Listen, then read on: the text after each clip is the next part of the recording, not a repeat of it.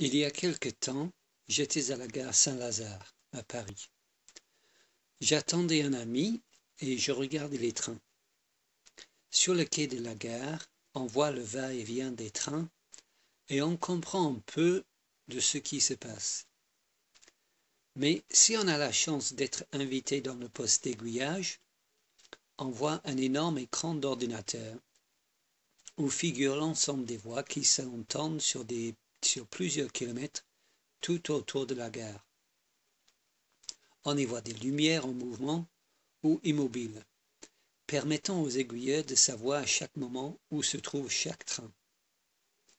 On comprend pourquoi un train a reçu le signal de s'arrêter, pourquoi un autre a été dévié de sa route habituelle, pourquoi un autre a été placé sur une voie de garage, ou encore pourquoi un autre est en retard. La cause et les raisons deviennent évidentes à partir du moment où on a une vue d'ensemble. Dans Éphésiens chapitre 3 versets 1 à 12 et aussi en Romains chapitre 11 dont je vous recommande la lecture, Paul nous parle de la sagesse de Dieu. Il nous dit que nous voyons sa sagesse dans la façon dont il gère son monde et ses créatures. Et il y a deux façons de regarder sa gestion du monde. Il y a deux façons de voir comment Dieu gère son monde. Soit on peut voir du quai de la gare, soit on peut voir du poste d'aiguillage. Et aujourd'hui, je voudrais essayer de vous inviter dans le poste d'aiguillage et de considérer la sagesse de Dieu. Mais mon premier point, c'est sur le quai de la gare. Si nous regardons la gestion du monde, que fait Dieu, comme nous la découvrons dans la Bible, si nous regardons ces choses du quai de la gare, cela ressemble à une série d'échecs suivis d'un coup de théâtre extraordinaire. Dieu commence par créer des anges pour le servir, dont le chef, Lucifer, et un tiers des anges se rebellent contre Dieu et deviennent ses ennemis. Cela ressemble à un échec. Dieu les laisse vivre et continue en créant l'homme. Le premier couple se rebelle contre Dieu et passe au camp opposé. Cela ressemble à un échec. Le premier enfant né de ce couple, le premier enfant né sur terre, devient un meurtrier. Seulement quelques générations plus tard, Dieu est obligé de réduire le nombre d'années de vie de l'homme à 120 ans et ainsi de limiter les dégâts qu'il peut faire à cause de son péché. Seulement quelques générations plus tard, et Dieu est obligé d'effacer tous les hommes, sauf 8, tous les hommes de la surface de la terre dans une déluge mondiale à cause de son grand péché. Ça ressemble à un échec. Seulement quelques générations plus tard, et nous voyons la construction de la tour de Babel, où Dieu divise les peuples en les confondant par le langage à cause de la méchanceté de leur cœur.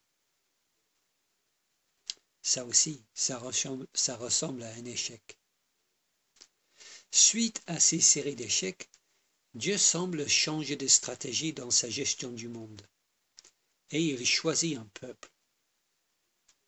Avec un plus petit nombre, peut-être aurait-il de meilleurs résultats. Et Dieu fait une alliance avec ce peuple, et il donne à ce peuple sa loi. Il leur montre ce qu'il attend de leur part. Après tout, c'était peut-être de l'ignorance dans le passé des hommes à se rebeller contre lui. Son peuple ne respecte pas cette alliance et se détourne de sa loi. et devient un peuple idolâtre. Quand Dieu leur envoie des prophètes pour leur communiquer son message, il les tue. Ceux qui semblaient rester fidèles cherchent à se justifier en rajoutant des centaines de traditions inutiles, voire impies, à sa loi. Alors Dieu envoie les deux camps en captivité, et s'ensuit une période de silence de 400 ans pendant laquelle il n'envoie plus de prophètes pour communiquer avec son peuple. À ce moment-là, Dieu semble avoir perdu le contrôle. Peut-être est-il découragé. Peut-être même a-t-il abandonné son plan originel. Satan semble triompher. En tout cas, le péché règne. Tout ça ressemble à un énorme échec. Ensuite, Dieu semble changer de niveau de tactique et réussit à fonder son Église par la mort de son propre Fils. C'est donc une série d'échecs suivie d'un coup de théâtre extraordinaire. Si nous regardons la façon dont Dieu gère le monde du quai de la gare, il est difficile de parler de la sagesse infinie de Dieu. Certes, il semble s'être sorti brillamment d'une situation très délicate, mais logiquement, quelqu'un d'infiniment sage ne se trouverait déjà pas dans cette situation-là.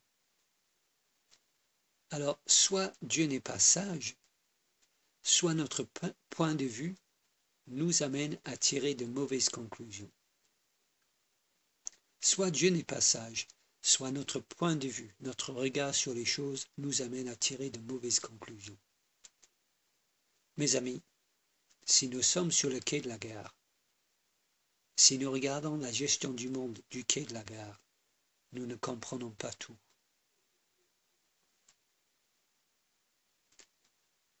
Mon deuxième point, dans le poste d'aiguillage. Alors, regardons sa gestion du monde du poste d'aiguillage. Je vous invite dans le poste d'aiguillage, c'est-à-dire regardons la gestion du monde à travers ce passage, qui se trouve dans la Bible. Éphésiens, chapitre 3, versets 1 à 12.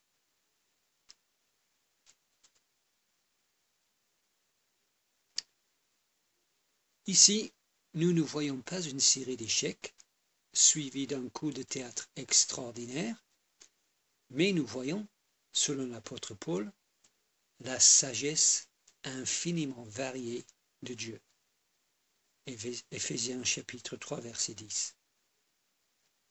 Et cette sagesse de Dieu, cette sagesse infinie de Dieu, est manifestée de trois façons différentes.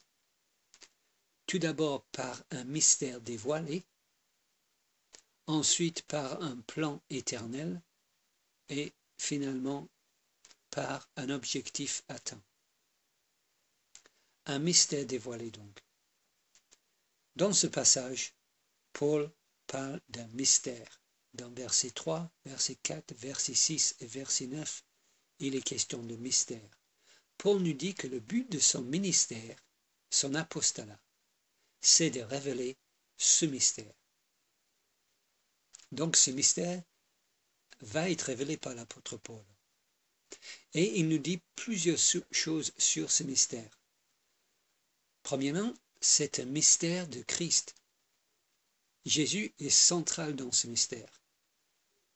Deuxièmement, c'est un mystère que Dieu a caché aux générations passées, dans l'Ancien Testament donc, mais qu'il révèle maintenant avec la naissance de l'Église. Troisièmement, ce mystère fait connaître la sagesse de Dieu aux êtres célestes. C'est-à-dire qu'il présente les anges ici comme des spectateurs privilégiés de l'histoire de l'humanité, d'Adam, depuis Adam jusqu'à la naissance de l'Église, et il affirme qu'en observant la naissance de l'Église, les anges se sont rendus compte en ce moment-là ce qu'est la sagesse infiniment variée de Dieu. Si nous comprenons donc ce mystère, nous aurons aussi un aperçu de ce qu'est la sagesse de Dieu. Mes amis, voilà l'enjeu. Élucider ce mystère, comprendre ce mystère, c'est découvrir la sagesse de Dieu. Alors, essayons de le faire. Paul nous explique ce mystère au verset 6. Ce mystère, c'est que les païens sont co-héritiers, forment un même corps et participent à la même promesse en Jésus-Christ par l'Évangile. Quand nous lisons ce verset, il ne nous parle pas tant que ça. Le mystère reste assez mystérieux à la lecture de ce verset. Pour comprendre ce mystère pleinement, il est utile de nous positionner avant la naissance de l'Église, d'essayer de nous mettre dans l'Ancien Testament et de nous poser cette question. Dans l'Ancien Testament, à l'époque de l'Ancien Testament, comment les gens étaient-ils sauvés? Quelle était la manière dont les gens de l'Ancien Testament obtenaient le salut? Est-ce que c'est en observant la loi? Non, ce n'est pas en observant la loi. C'est par la foi. La Bible est claire. Habakkuk, chapitre 2, verset 4 dit « Le juste vivra par la foi ». Et l'auteur de l'Épître aux Hébreux confirme ce message. Il dit, Hébreux 11, verset 4, « C'est par la foi qu'Abel offrit à Dieu un sacrifice plus excellent que celui de Caïn. » Ou encore, Paul dit la même chose dans Romains chapitre 4, verset 3, « Abraham crut à Dieu, et cela lui fut imputé à justice. » C'est donc la première chose à noter pour comprendre ce mystère, pour élucider ce mystère. Dans l'Ancien Testament, le salut était par la foi. Posons-nous une autre question. La foi en qui? Eh bien, la foi en la promesse de Dieu. Et la foi en la promesse de Dieu, c'est la foi en Jésus-Christ, le Messie. Messie ou Christ en grec, promis par Dieu. Comme Paul le dit, c'est la même promesse en Jésus-Christ par l'Évangile. Que ce soit avant ou après, que ce soit dans l'Ancien Testament ou dans le Nouveau Testament, le salut est par la foi. Et que ce soit avant ou après, que ce soit dans l'Ancien Testament ou dans le Nouveau Testament, le salut est par la foi en Jésus-Christ, le Messie, promis aux Juifs et révélé à nous. C'est la même promesse en Jésus-Christ par l'Évangile de Paul. Il croyait en la promesse à venir. Nous croyons en la promesse tenue. Mais la promesse est la même. Et cette promesse est, si tu crois en Jésus, si tu crois en le Messie, tu seras sauvé. Prenons un exemple. Un jour, un enfant à l'école appelle sa maman parce qu'il doit rentrer chez lui, mais il n'a pas sa clé. Il n'a pas la clé de la maison.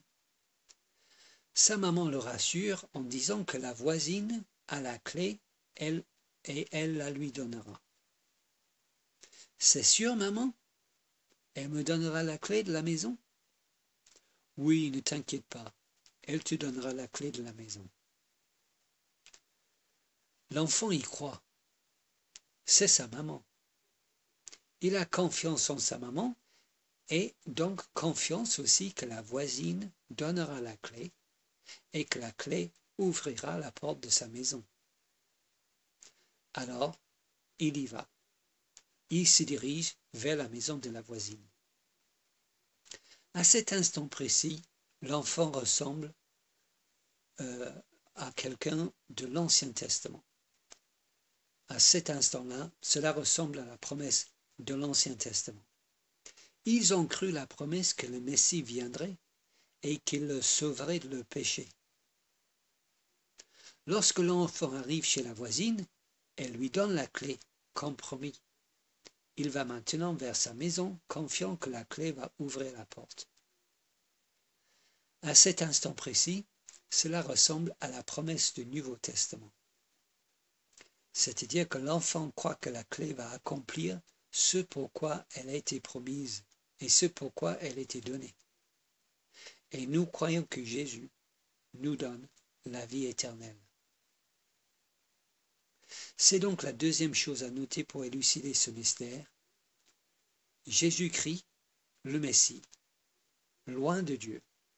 Jésus-Christ sauve dans l'Ancien Testament comme dans le Nouveau Testament. Posons-nous une dernière question pour comprendre ce mystère. Si l'homme dans l'Ancien Testament est sauvé par la foi, alors à quoi sert la loi de Dieu? Pourquoi Dieu a-t-il donné les 10 commandements s'il sauve ceux qui croient? Eh bien, la loi a été donnée justement pour nous pousser vers la foi. La loi révèle notre péché. La loi souligne notre impuissance à accomplir la loi de Dieu. Loin d'être un moyen de justifier et de sauver l'homme, la loi condamne l'homme et l'oblige à chercher son salut dans la bonté et dans la grâce de Dieu. Quelle est donc la conclusion de tout ceci? Si nous sommes tous sauvés par la foi, et la foi en le même Sauveur, alors nous sommes un seul et même peuple. Si nous sommes tous sauvés par la foi, ceux de l'Ancien Testament, les croyants de l'Ancien Testament et les croyants du Nouveau Testament, si nous sommes tous sauvés par la foi, et en plus la foi en le même Sauveur, alors nous sommes tous un seul et même peuple. Oui, le peuple de l'Ancien Testament et l'Église elle-même.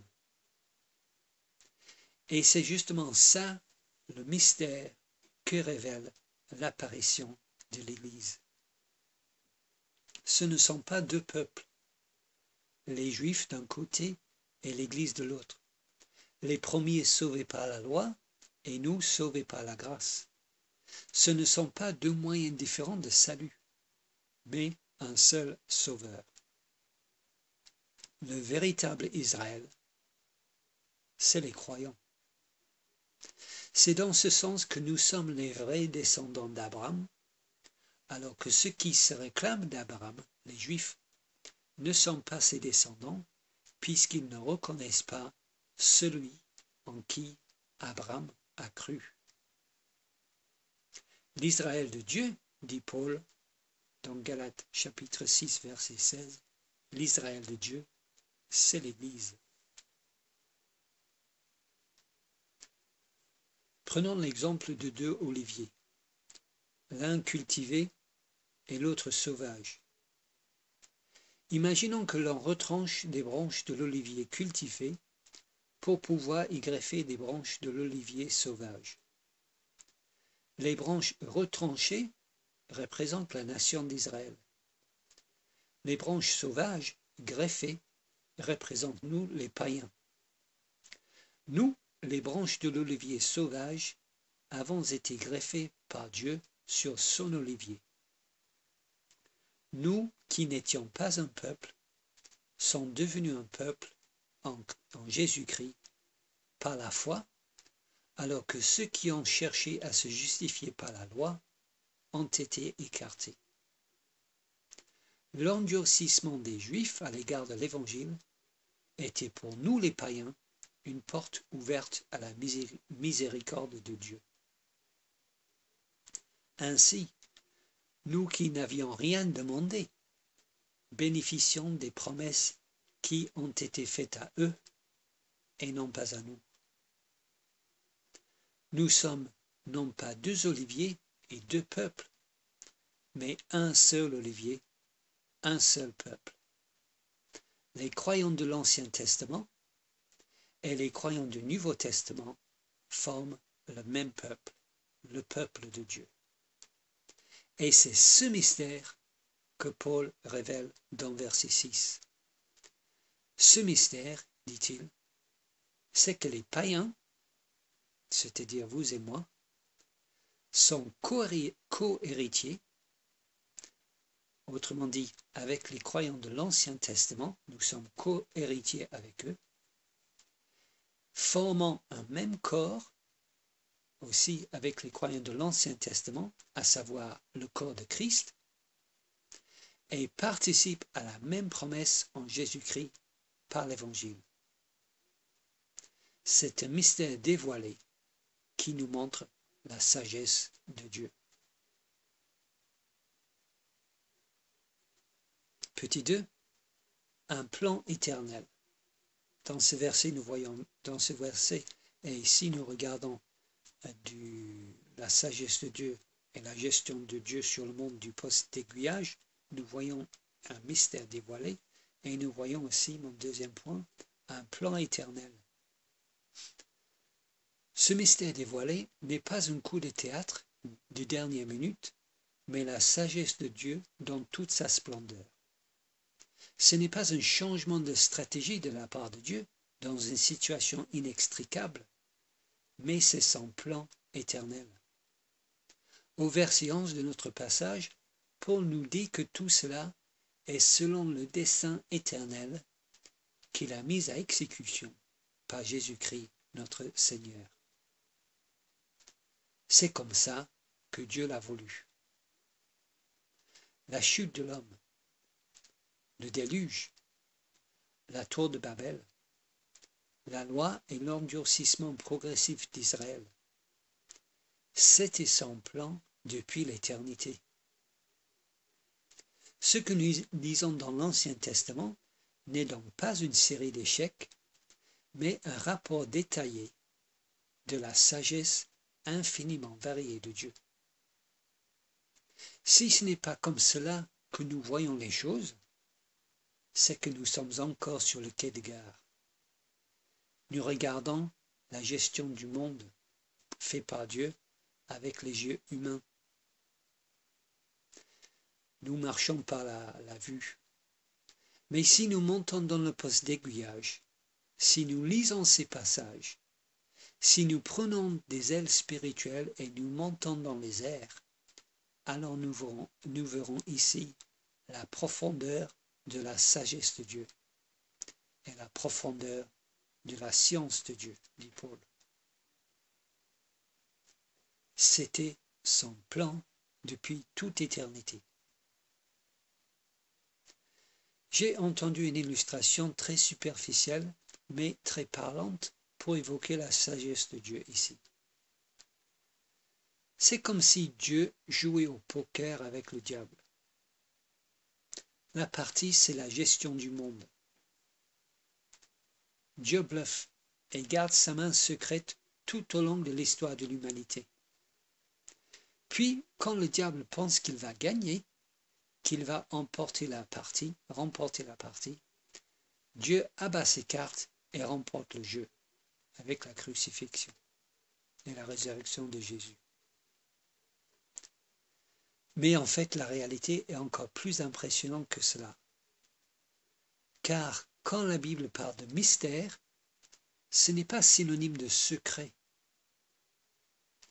Dieu ne gardait pas sa main secrète, comme s'il avait peur qu'on voie ce qu'il était en train de faire. Au contraire, son œuvre avec l'humanité, sa gestion du monde, était là, à la vue de tous. Elle se déroulait devant tous les êtres célestes et tous les êtres terrestres. sauf que sa sagesse est si grande que personne, même les anges les plus intelligents, personne n'a compris ce qu'il faisait. Récemment, nous avons reçu des frères japonais dans notre église. Ils ont écrit des choses devant nous sur des feuilles. Nous les observions, des caractères japonais, mais nous ne comprenions pas le sens de leur caractère. C'était un mystère pour nous. Visible, mais incompréhensible. L'histoire des hommes se déroulait devant les hommes et les anges, mais pas un seul n'a compris le plan parfait de Dieu.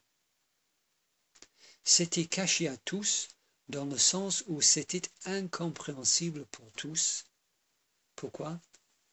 Parce que les voies de Dieu sont incompréhensibles pour nous. Et c'est ce plan éternel qui montre la sagesse de Dieu. J'avoue qu'en lisant ce passage, ce point m'a rendu un peu perplexe. J'ai pensé à l'univers. L'univers est quand même d'une complexité inouïe, si on pense à l'univers, à la grandeur de l'univers.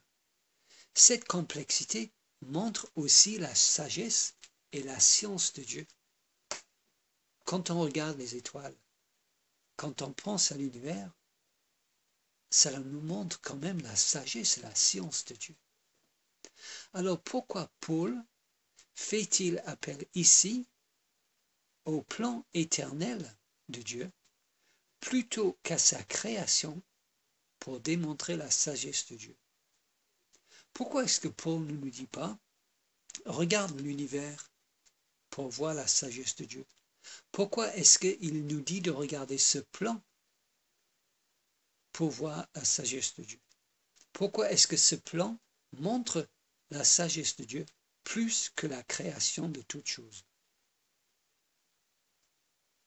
Car si Paul le dit, c'est que ça doit être le cas. Après avoir réfléchi, j'ai conclu que ce plan éternel de Dieu démontre sa sagesse plus que sa création du monde. Parce que l'univers est certes extrêmement complexe, mais l'univers ne contient pas de mystère spirituel. Satan comprend la complexité de l'univers. Satan comprend les lois physiques et biologiques. Satan comprend l'ADN. Satan comprend les connexions dans le cerveau. Il comprend le fonctionnement des trous noirs. Par contre, Satan n'avait pas compris le plan de Dieu. Il l'observait. Il faisait de son mieux pour le faire échouer. Il pensait peut-être avoir réussi quand Adam a cédé à la tentation ou quand Judas a livré Jésus. Jusqu'au moment où Christ est ressuscité et l'Église est née. La cerise sur le gâteau du plan merveilleux de Dieu, si je peux parler ainsi. Et c'est là, c'est à ce moment-là, dit Paul, avec la naissance de l'Église, qu'il a compris ce que c'est la génie de Dieu, la sagesse infiniment variée de Dieu, qui avait utilisé les attaques de Satan pour accomplir son plan éternel. Et Satan n'a rien vu venir. Satan n'a rien compris. Ce plan éternel de Dieu montre sa sagesse comme rien d'autre. Et en regardant du post-aiguillage, nous voyons, en dernier point, nous voyons un objectif atteint. Que visait Dieu dans sa sagesse en agissant de la sorte avec son peuple? En donnant la loi, à son peuple dans l'Ancien Testament, et d'ailleurs à nous aussi, Dieu a atteint 3 objectifs majeurs. Premièrement, comme je l'ai déjà dit, la loi de Dieu est là pour montrer ce qu'est le péché. Sans la loi, nous ne saurions pas ce que c'est le péché. Paul dit que c'est par la loi que vient la connaissance du péché. Romains chapitre 4, verset 15. La loi a été donnée donc comme un miroir pour refléter l'état réel de notre cœur. Elle pointe le doigt sur notre péché. Elle nous ramène sans cesse à notre triste réalité. Et vous me direz peut-être, « Waouh, mais quel exploit! On aurait peut-être pu s'en passer. » Mais mes amis, s'il n'y avait pas de loi, nous ne saurions pas ce que c'est le mal. Vous me direz peut-être, et alors, où est le problème? Il vaut peut-être mieux ne pas le savoir ce que c'est le mal. Mais si nous ne savons pas ce que c'est le mal, nous ne saurions pas ce que c'est la justice et la bonté. Tout serait relatif, une question de goût et de couleur. Chacun serait une loi pour lui-même. Déjà dans notre société fondée à l'origine sur la loi de Dieu, il y en a qui appellent le mal bien. Lorsque je préparais ce message, la polémique sur Frédéric Mitterrand a éclaté. Là, nous avons un homme qui revendique des actes qui sont une abomination pour Dieu et qui estime que son comportement est normal et que ce qui est honteux n'est pas son péché, mais le fait de le dénoncer. Mais la Bible dit « Malheur à ceux qui appellent le mal bien et le bien mal, qui changent les ténèbres en lumière et la lumière en ténèbres, car ils ont dédaigné la loi de l'Éternel des armées. » Ésaïe 50, verset 20 et verset 24. Voilà pourquoi Dieu nous donne sa loi. Elle est là comme un phare dans les ténèbres pour révéler le péché des hommes. Deuxièmement, la loi est là aussi pour nous montrer la bonté de Dieu. Lui qui déteste le péché nous aime malgré nos péchés et la corruption de notre cœur, car Paul dit que là où le péché a abondé, sa grâce a surabondé. Romains 5, 21. Quand la loi est venue, elle a eu un effet grossissant sur le péché.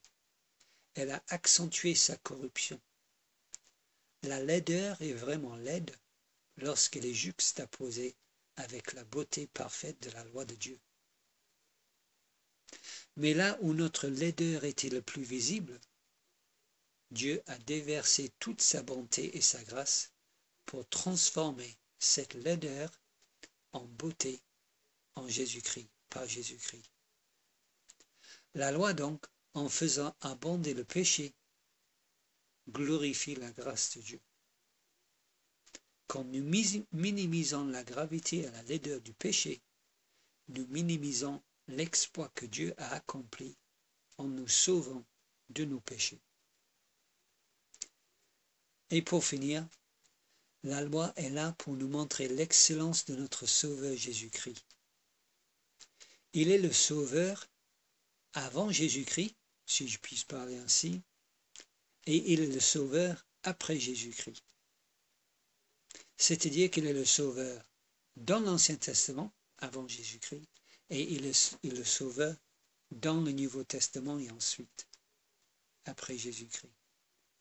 Il est le Sauveur d'Abraham, le Sauveur d'Isaac, le Sauveur de Jacob, le Sauveur de Moïse, de David.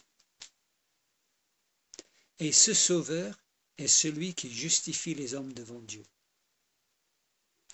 Jésus a observé toute la loi. Et c'est cette perfection de vie qui nous est imputée pour que nous puissions être acceptés par le Père. Jésus a observé la loi à la perfection pour nous.